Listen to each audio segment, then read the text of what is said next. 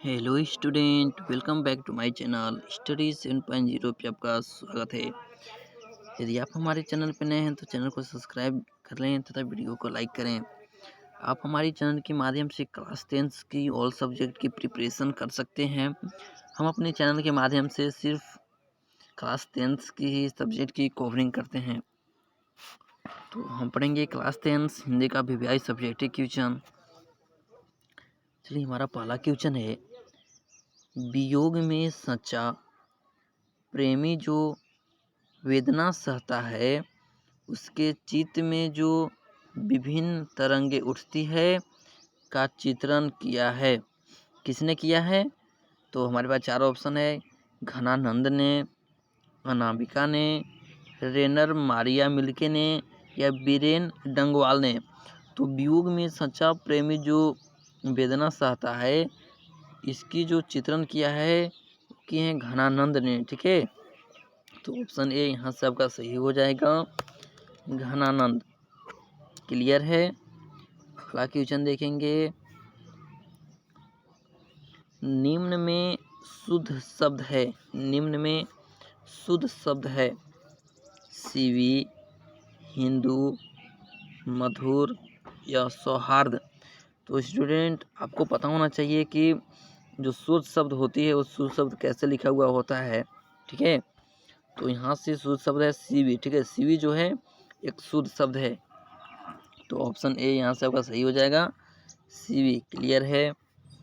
Next question देखते हैं, विवाह शब्द है, विवाह शब्द है। ठीक है, विवाह शब्द है वो क्या है? स्त्रीलिंग है या पुल्लिंग है या उभयलिंग है या इनमें से कोई नहीं है। तो जो विवाह शब्द है, विवाह, वह क्या है? वह एक पुल्लिंग शब्द है। ठीक है, कैसा शब्द है? वह एक पुल्लिंग शब्द है। क्लियर है। चलिए अगला क्वेश्चन देखते हैं, मैं पढ़ रहा हूँ, मैं पढ़ रहा हूँ किस काल का उदाहरण है? तो स्टूडेंट, आपको पता यह होगा कि मैं पढ़ रहा हूँ या किस काल का उदाहरण है, और आप टेंस भी पढ़ चुके होंगे। ठीक है, आप टेंस भी पढ़ चुके होंगे। यह प्रेजेंट कंटिन्यूअस टेंस का वाक्य है। किसका वाक्य है? प्रेजेंट कंटिन्यूअस का, मतलब वर्तमान काल का। ठीक है, तो मैं पढ़ रहा हूँ यह वर्तमान काल का उदाहरण है। यदि इसको इंग्लिश में ट्रांसलेशन करेंगे तो इसका हो जाएगा आई एम रीडिंग। ठीक है, आई एम रीडिंग। क्लियर है। चलिए नेक्स्ट क्वेश्चन चलते हैं हम लोग। अगला क्वेश्चन है, लंबोदर शब्द कौन समास है? लंबोदर शब्द कौन समास है? पहला द्वंद्व समास, बहुब्रीहि समास, दिग्गु समास या तत्पुरुष समास। लंबोदर शब्द बहुब्रीहि समास है। कौन समास है? बहुब्रीहि समास। तो ऑप्शन बी आपका सही हो जाएगा, बहुब्रीहि समास। क्लियर है। चलिए नेक्स्ट क्वेश्चन हम लोग देखेंगे,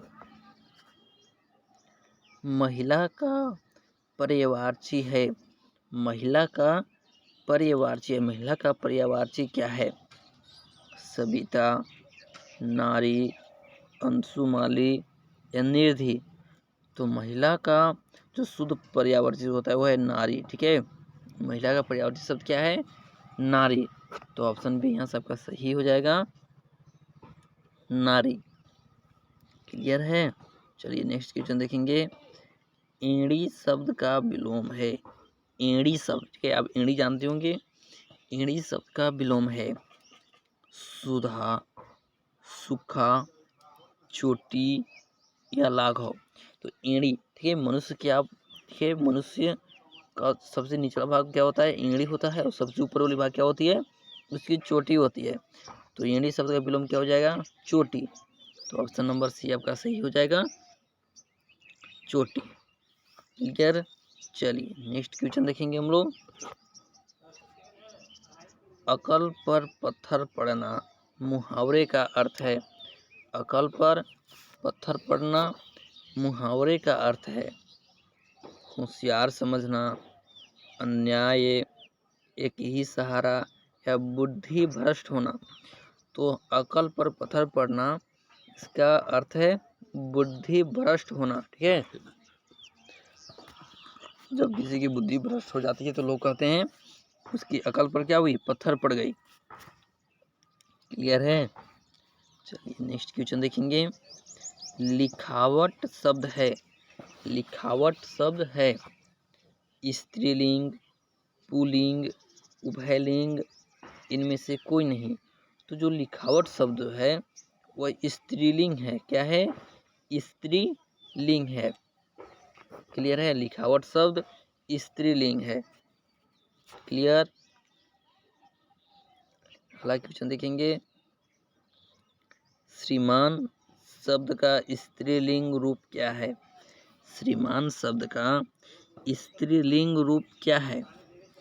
श्रीमणी,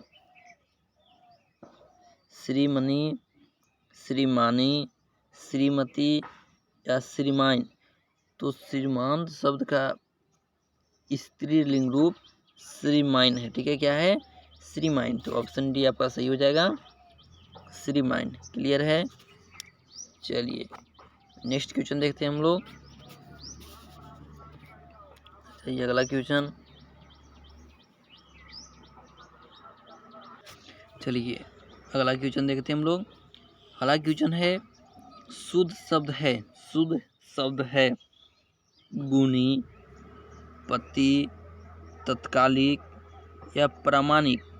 तो आपका शुद्ध शब्द कौन सा है, प्रामाणिक। ऑप्शन डी आपका सही हो जाएगा, प्रामाणिक। क्लियर है। चलिए अगला क्वेश्चन देखेंगे हम लोग। तुम क्या खा रहे हो, रेखांकित शब्द कौन सर्वनाम है? ठीक है, तुम क्या खा रहे हो जो शब्द है वह कौन सा सर्वनाम है? अनिश्चयवाचक सर्वनाम, ठीक है, अनिश्चयवाचक सर्वनाम, प्रश्नवाचक सर्वनाम या संबंधवाचक या निश्चयवाचक।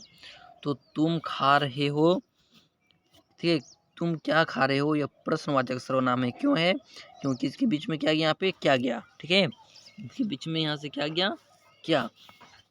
चलिए अगला क्वेश्चन देखते हैं।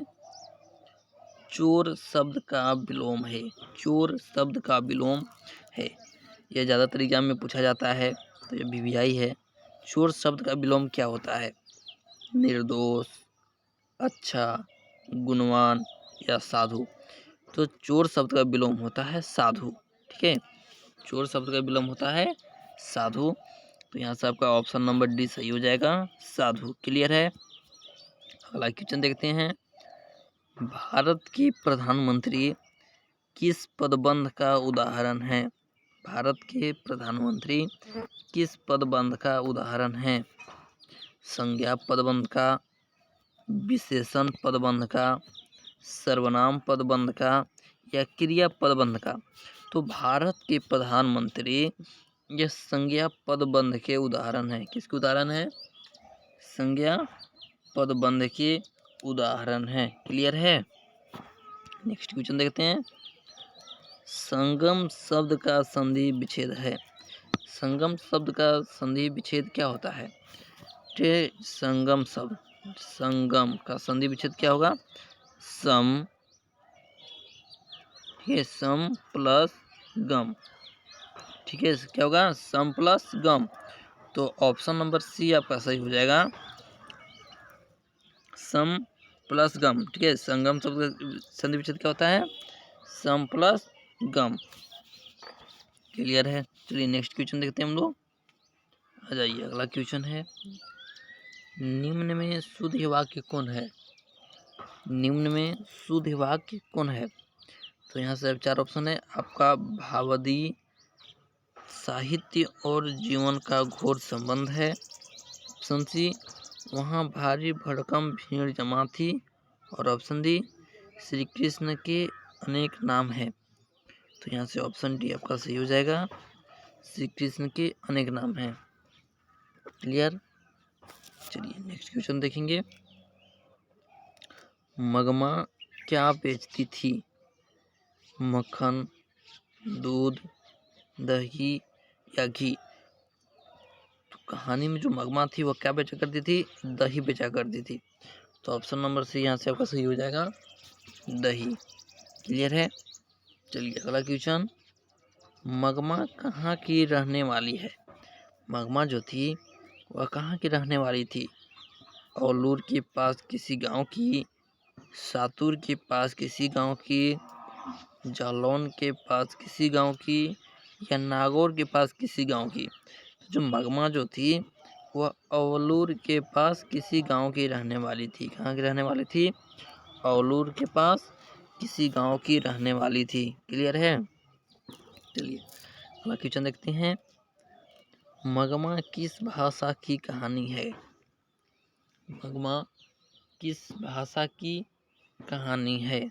तेलुगु, उड़िया, हिंदी या कन्नड़? तो जो मगमा जो है वह कन्नड़ भाषा की कहानी है।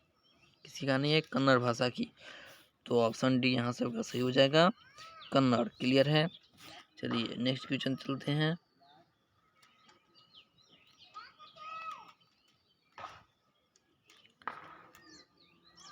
अगला क्वेश्चन है, धरती कब तक घूमेगी के रचनाकार कौन है? धरती कब तक घूमेगी के रचनाकार कौन है?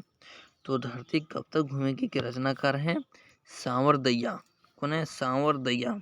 ऑप्शन डी आपका सही हो जाएगा, सांवरदैया। चलिए अगला क्वेश्चन, लेखक सुजाता का जन्म कब हुआ था? लेखक सुजाता का जन्म कब हुआ था? 1935 में। कब हुआ था? 1935 में। तो ऑप्शन बी आपका सही हो जाएगा, 1935। क्लियर है? तो स्टूडेंट इस वीडियो में सिर्फ इतना ही। यदि आपने चैनल को सब्सक्राइब नहीं किए होंगे तो चैनल स्टडीज को सब्सक्राइब कर दें। मिलते हैं आपसे नेक्स्ट वीडियो में, तब तक के लिए बाय बाय।